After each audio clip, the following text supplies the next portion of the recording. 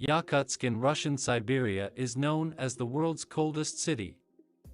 In a place where even an exposed nose during the winter months can cause biting pain, people are accustomed to taking precautions against freezing temperatures, including spending extra time in the morning to dress in many layers. But now the city is blanketed in haze as nearby wildfires tear through forests that have been parched by weeks of heat waves. The fires are so big, and the wind strong, smoke is traveling as far away as Alaska.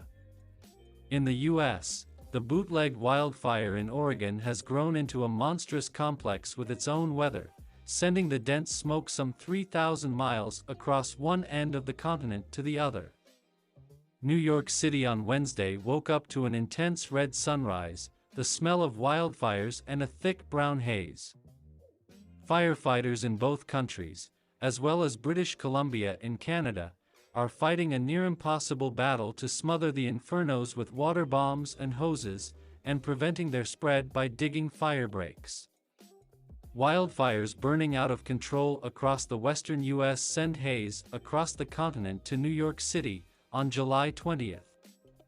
The smoke in the Republic of Yakutia in Siberia was so thick on Tuesday that reconnaissance pilot Svyatoslav Koltsov couldn't do his job. There was no way he could fly his plane in such poor visibility. Koltsov is a senior air observation post pilot in the far eastern Russian region of Yakutia. This part of Siberia is prone to wildfires, with large parts of the region covered in forests. But Koltsov told CNN the blazes are different this year. New fires have appeared in the north of Yakutia, in places where there were no fires last year and where it had not burned at all before, he said. Koltsov is seeing firsthand what scientists have been warning about for years.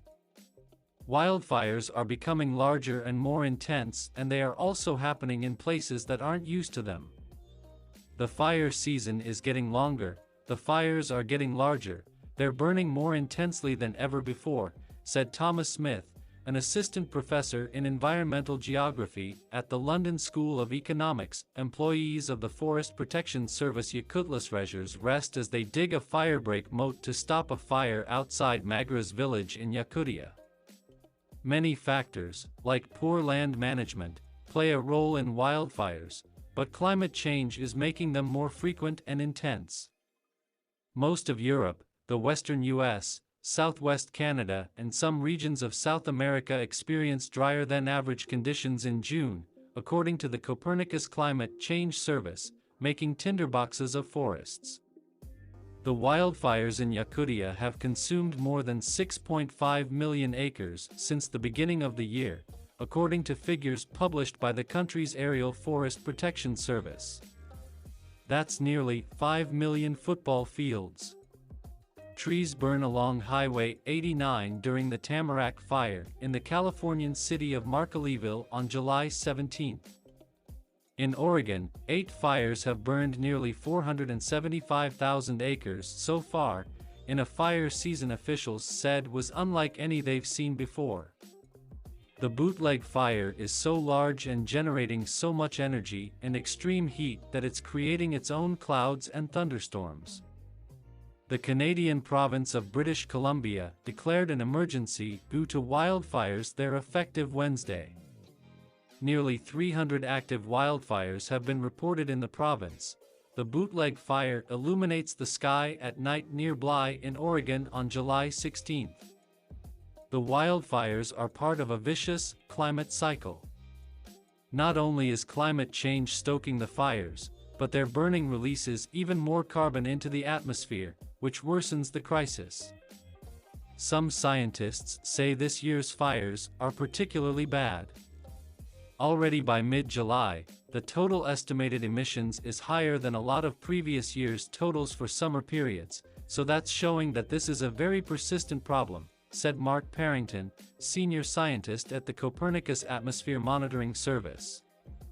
He said Yakutia has been experiencing high-intensity fires continuously since the last few days of June. If I look at the time series, we see sort of equivalent levels of intensity, but not for 3 weeks, you know. I think the longest one prior was maybe a couple of weeks or 10 days, or something like that, so much more isolate," he said, adding that the fire season usually lasts until mid-August, so it's likely the fires could continue. More frequent and more intense. Smith said that while parts of Siberia and Canada have always experienced wildfires, the worry is that the fires are now becoming so much more frequent. "Once upon a time, you had a fire every 100 to 150 years in one location, which means the forest completely regenerates and you end up with a mature forest, and then the fire comes along, and then you start again," he said.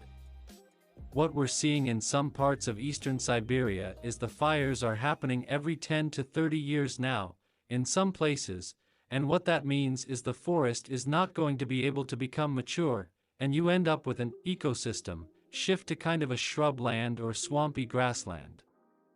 A helicopter prepares to make a water drop as smoke billows along the Fraser River Valley near Lytton, British Columbia, Canada, on Friday, July 2, 2021. Heat waves and droughts are also making new areas vulnerable to fires. In the Siberian Arctic, we're concerned about the tundra ecosystem to the north of the forest. This would normally be too wet or frozen to burn," Smith said. "In the last 2 years we saw a lot of fires in this ecosystem, which suggests that things are changing there. That also has a serious, long-term effect on climate. The ash from fires could also accelerate global warming by darkening surfaces that would normally be lighter in color and would reflect more solar radiation. Areas affected by these fires also include peatlands, which are some of the most effective carbon sinks on the planet," Parrington said. "If they're burning, then it's releasing carbon," Parrington said.